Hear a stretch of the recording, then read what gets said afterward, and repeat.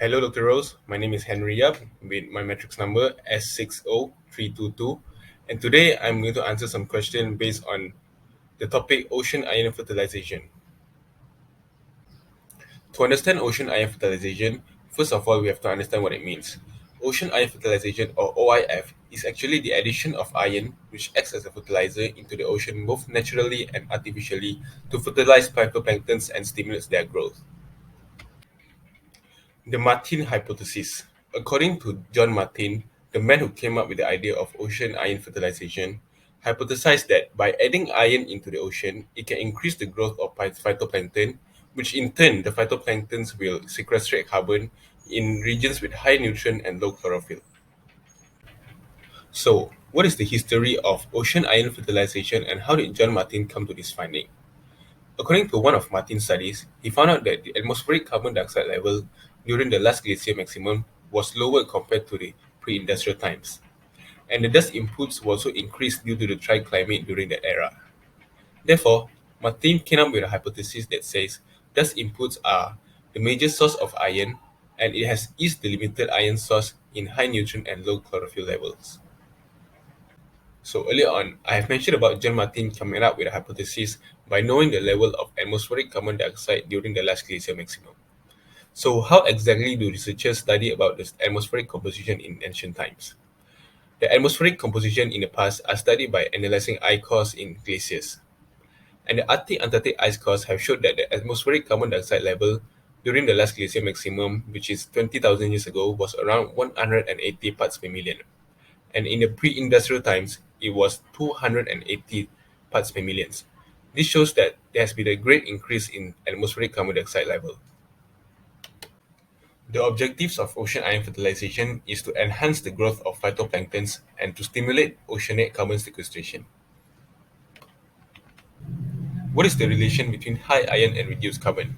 Before that, we have to know that iron is an essential element for phytoplanktons to undergo photosynthesis process. And with the iron fertilized surrounding, phytoplanktons can use this iron to increase their productivity and also increases the rate of photosynthesis.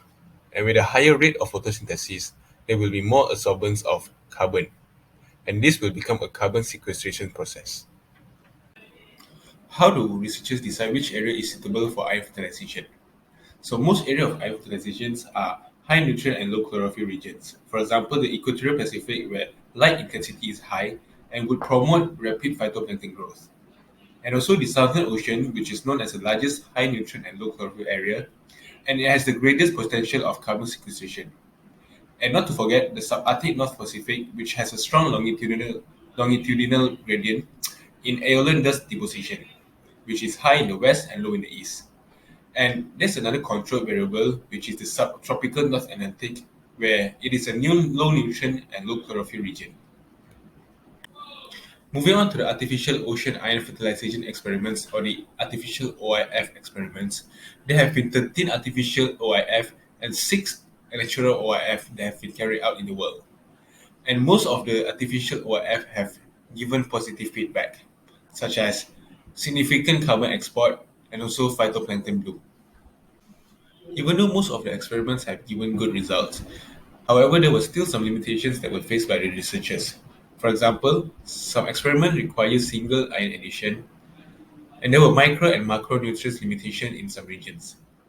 Insufficient experimental duration has also become a problem due to poor planning.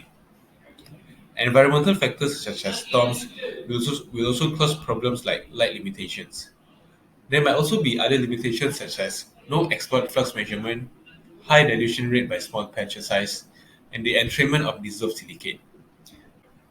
After all the limitations, problems, and some small failures that were faced by the researchers, can these experiments be considered as a success? Well, in my opinion, it is a successful experiment in varying levels. There are some aspects where they have gotten the expected results and some aspects they did not. However, there's always room for improvement, and then mainly they need to focus on the negative side effects, such as production of greenhouse gases and also toxic algal blooms. So, what are the improvements that can be done for future OIF experiments? Well, to do this, you have to look to four aspects, which is what, where, when, and how. So, some of the improvements include estimate the timing more accurately so there can be enough duration for the experiments to be done, and locate a better experimental sites with more abundance of phytoplankton. And a more durable method should also be used to trace the iron fertilized patch, and a more suitable way to seed the dissolved iron into the waters. And like I said earlier, we should monitor for the negative side effects that can bring harm to the natural environment, because we don't want this the experiment to become a bad thing. Ocean iron fertilization has a lot of great potential, but this potential is yet to be achieved. So in the future, there should be more focus on this field as it will bring benefits not only to us but the environment. So that's all from me. Thank you.